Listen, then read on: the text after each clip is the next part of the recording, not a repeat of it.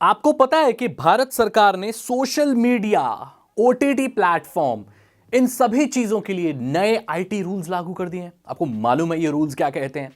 इसके बारे में आज मैं बात करने वाला हूं कि अब भारत में सोशल मीडिया पर सरकार कितनी दखलंदाजी होगी, ओटीटी प्लेटफॉर्म पर कितनी दखलंदाजी होगी। जिन लोगों को नहीं पता ओटीटी प्लेटफॉर्म क्या होते हैं, Amazon, नेटफ्लिक्स और ये सब चीजें, Z5 ये चलते हैं, ये ओटीटी प्लेटफॉर्म होते हैं।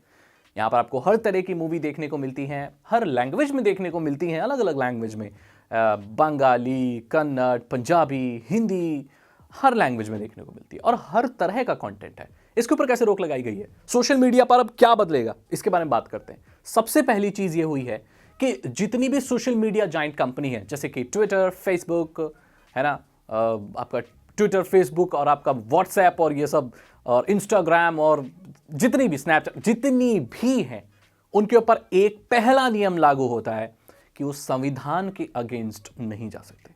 कॉन्स्टिट्यूशन हमारा जो है, आपको पता है ये चीज अमेरिका में भी हुई तो वहां पर सोशल मीडिया के ऊपर लगाम लगाई गई।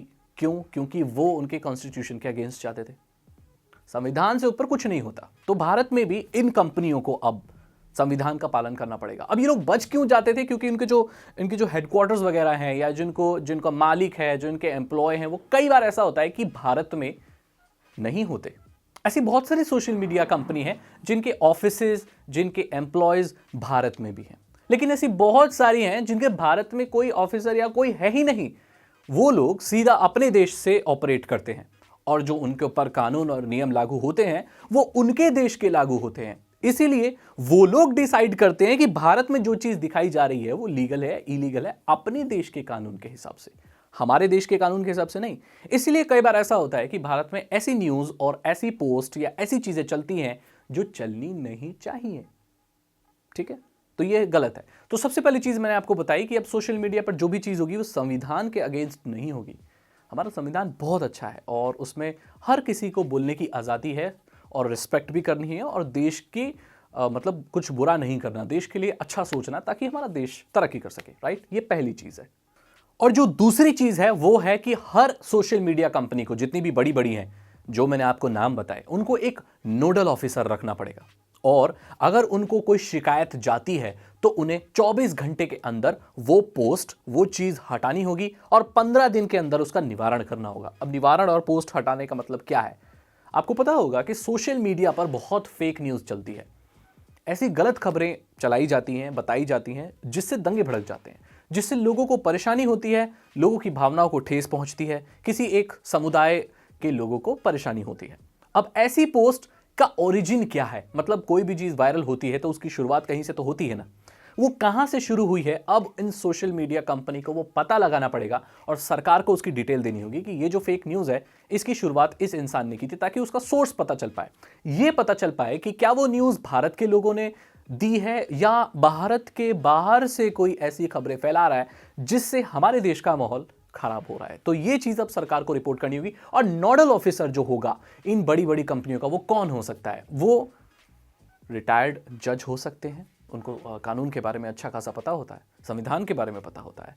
वो लोग हो सकते हैं, कोई और ऐसे बुद्धिजीवी लोग हो सकते हैं जिनको कानून के बारे में और सही गलत के बारे में पता है। हर कंपनी के पास एक नोडल ऑफिसर होगा जिसकी पूरी जानकारी सरकार के पास होगी। और आप अब सोशल मीडिया पर किसी के बारे में कुछ भी नहीं बोल सकते। आपको पता है, आप जितने भी रोस्ट देखते हैं, जितनी भी गालियां देखते हैं, कितनी भी किसी कोई बदतमीजी से बोल रहा है, जितने भी बड़े रोस्टर्स हैं, आपको ये बात शायद पता नहीं होगी, वो किसी को भी रोस्ट करने से पहले उनकी परमिशन लेते हैं। जी हां, आपको ये चीज दिखती नहीं है, बट वो बैकग्राउंड में किसी की अगर बेइज्जती कर रहे हैं या किसी के बारे में कुछ गलत बोल रहे हैं तो वो उनसे पहले पूछते हैं कि मैं आपके बारे में ऐसा कुछ बोलूंगा, क्या आप इस चीज़ से ओके हैं? मैं ज़्यादा गलत नहीं बोलूंगा, आपकी फैमिली, आपके मम्मी पापा, इन सब के बारे में कुछ गलत नहीं बोलूंगा, सिर्फ आपका थोड़ा मजाक उड़ाऊंगा, क्या आप इससे ओके हैं? अगर वो इंसान बैकग्राउंड में से बोल देता है कि ठीक है भाई आप बोल लो, बट ऐसा कुछ गलत मत बोलना, मेरे पेरेंट्स के बारे में, मेरे माता पिता के बारे में कुछ गलत मत बोलना, तो उनकी रजामंदी होती है। फिर वो रोस्ट बनाते हैं। जितने बड़े बड़े रोस्टर हैं, मैं जानता हूं कि चीज़ें ऐसे ही काम करती हैं, तो फिर इसमें कोई बुराई नहीं है क्योंकि उन्होंने परमिशन ले लिया। अब इससे क्या होता है, एक चीज़ और होती है कि जो छोटा बच्चा 14 साल का, 15 साल का उस रोस्ट को देख रहा होता है तो उसे तो यही लगता है कि अरे भाई इन्होंने तो रोस्ट कर दिया, इससे बच के रहना, ये किसी का भी रोस्ट कर देगा, तुम्हारी तो बेइज्जती कर देगा ये इंटरनेट पे, तुम कुछ नहीं उखाड़ सकते। एक बार रोस्ट कर दिया ना उसने तुम कहीं मुंह दिखाने लायक नहीं रहोगे। मैं आपको बता दूं, चीज़ें इतनी आसान नहीं है मेरे भाई। इस दुनिया में, इस देश में कानून नाम की कोई चीज़ है। आप बिना मतलब किसी की बेइज्जती नहीं कर सकते, किसी को गाली नहीं दे सकते, किसी की माँ को गाली नहीं दे सकते, किसी की बहन को गाली नहीं दे सकते आप। अगर अब आप ऐसा करते हैं तो आप उस सोशल मीडिया कंपनी के नोडल ऑफिसर को कंप्लेन कर सकते हैं, और ऐसा करने पर जिस इंसान ने वो बेइज्जती की है या गलत बोला है या उसकी माँ बहन को गाली दी है बिना किसी मतलब के, तो उसको 5 साल की जेल हो जाएगी। जी हाँ, उसको 5 साल के लिए जेल में डाल दिया जाएगा, चाहे वो इस दुनिया का कितना भी बड़ा यूट्यूबर हो या कितना भी बड़ा रोस्टर हो, उसको जेल में डाल दिया जाएगा। या आप देश के खिलाफ अगर आप बोल रहे हैं, देश के लिए गलत बोल रहे हैं, तो भी आपको जेल में डाल दिया जाएगा। आईटी एक्ट कुछ कानून है और वो कुछ हर वो सिटीजन पर लागू होता है, चाहे वो बड़े से बड़ा बिजनेसमैन हो, बड़े से बड़ा यूट्यूबर हो, कोई फर्क नहीं पड़ता। सरकार के आदेश से इस दुनिया का सबसे बड़ा या इस भारत का अगर कोई बहुत बड़े से बड़ा यूट्यूबर भी है और वो कानून के खिलाफ जाता है, तो उसको आधे घंटे के अंदर उसका चैनल बंद हो जाएगा और 1 दिन के अंदर वो जेल में होगा। तो कोई फर्क नहीं पड़ता कोई कितना बड़ा यूट्यूबर है, अगर आप कानून के खिलाफ जाते हैं तो आपको जेल में जाना पड़ेगा। अगली चीज जो भी होगी कि आप अब फेसबुक, ट्विटर, इन पर फेक अकाउंट नहीं बना सकेंगे। अब आप एक क्राइटेरिया भी लागू होगा कि अगर आप अपना सोशल मीडिया पर अकाउंट बना रहे हैं तो किसी तरीके से, लाइक केवाईसी या और किसी तरीके से, आपको अपनी आइडेंटिटी प्रूव करनी पड़ेगी कि आप सही इंसान हैं। अब ये किसी भी तरीके से हो सकता है। और देखो, मैं आपको बता रहा हूं, सरकार का ज्यादा दखल नहीं है। सरकार तो सिर्फ एक गाइडलाइंस बना रही है जो कि इन सोशल मीडिया प्लेटफॉर्म चलाने वाले लोगों को फॉलो करने हैं। सरकार का कोई दखल नहीं है यहां पर। मैं आपको बताऊंगा कैसे। तो यहां पर उन्हीं को बोला गया कि आप ही नोडल ऑफिसर रख लीजिए, सरकार कुछ नहीं करेगी, सरकार का कोई ऑफिसर नहीं है। आप ही अपनी कंपनी में एक ऐसा अधिकारी रख लीजिए जो कि कंप्लेन को रिजॉल्व करेगा, जो कि भारत में होगा, ताकि आप ये ना बोल सके कि भाई हमारा ऑफिसर तो कोई भारत में है ही नहीं, हम तो अमेरिका से ऑपरेट कर रहे हैं और हमारे लिए तो अमेरिका के कानून लागू होते हैं। बिल्कुल नहीं। अगर आप कंपनी आपकी यहां ऑपरेट कर रही है तो भारत के आपको कानून को फॉलो करना पड़ेगा। ऐसे थोड़ी होता है यार। आपके यहां कुछ अगर लीगल है तो हमारे यहां वो इलीगल है भाई। आप लोगों के यहाँ बहुत ऐसी चीजें हैं जो चलती हैं। इसका मतलब ये नहीं है कि भारत में भी चलेंगी, नहीं। हमारा कानून अलग है भाई, हमारे लोगों के लिए अलग कानून बना हुआ है, तभी तो हमारा अलग देश है। नहीं तो हमारे देश को अमेरिका बोलने लगो यार तुम, ऐसा थोड़ी होता है। तो ये चीज़ है भाई, फेक अकाउंट नहीं बनेंगे। ऐसी बहुत सारी मीडिया एजेंसीज होती हैं जो कि किसी पर्टिकुलर हैशटैग को या किसी चीज़ को ट्रेंड कराने के लिए फेक अकाउंट्स का इस्तेमाल करती है। इससे ये होगा कि अब जो फेक की ट्रेंडिंग होती है, फालतू जो ट्रेंडिंग होती है चीज़ें, वो अब ट्रेंड नहीं करेंगी।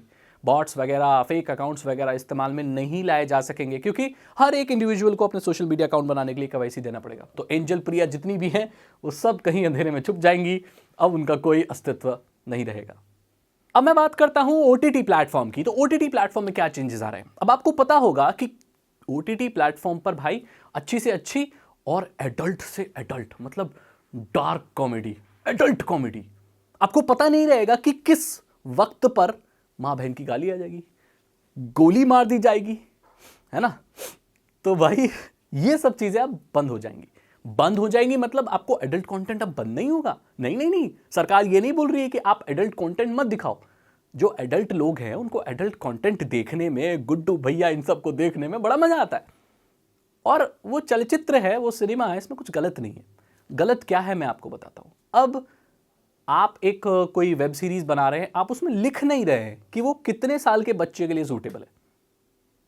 तो बच्चा उसको देख रहा है एक फैमिली फिल्म समझकर, बीच में ऐसा कुछ आ जाता है तो बहुत खराब लगता है।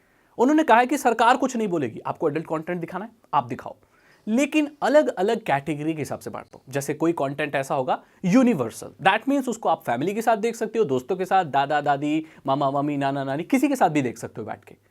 ऐसा कंटेंट जिसमें गाली वगैरह नहीं है, ऐसे अभद्र चीजें नहीं दिखाई जाती, राइट। अब जो दूसरी कैटेगरी है वो 7+, मतलब अगर आपका बच्चा 7 साल से ऊपर है तो उसको देख सकता है। देन जो थर्ड कैटेगरी है वो 13+, मतलब अगर 13 साल से ऊपर है उसमें थोड़ा थोड़ा कंटेंट वैसे बढ़ता चला जाएगा, जिसे 13 साल का बच्चा जिसे देखकर कोई डिस्टर्ब ना हो। उसके बाद होता है 16 साल से प्लस, 16+ कंटेंट।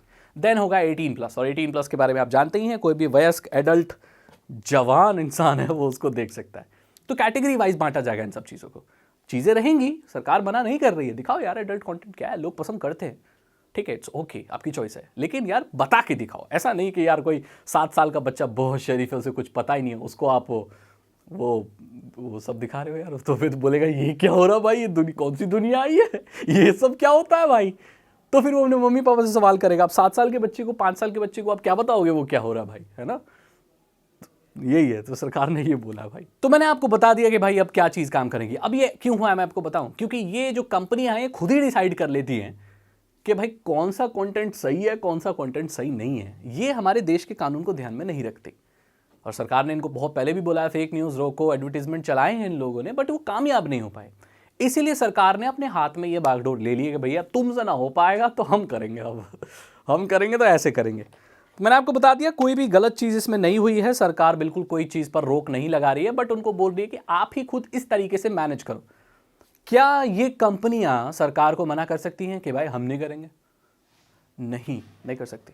अगर आपको इंडिया में ऑपरेट करना है, इंडिया में बिजनेस चलाना है, तो भाई आपको ये नियम मानने पड़ेंगे।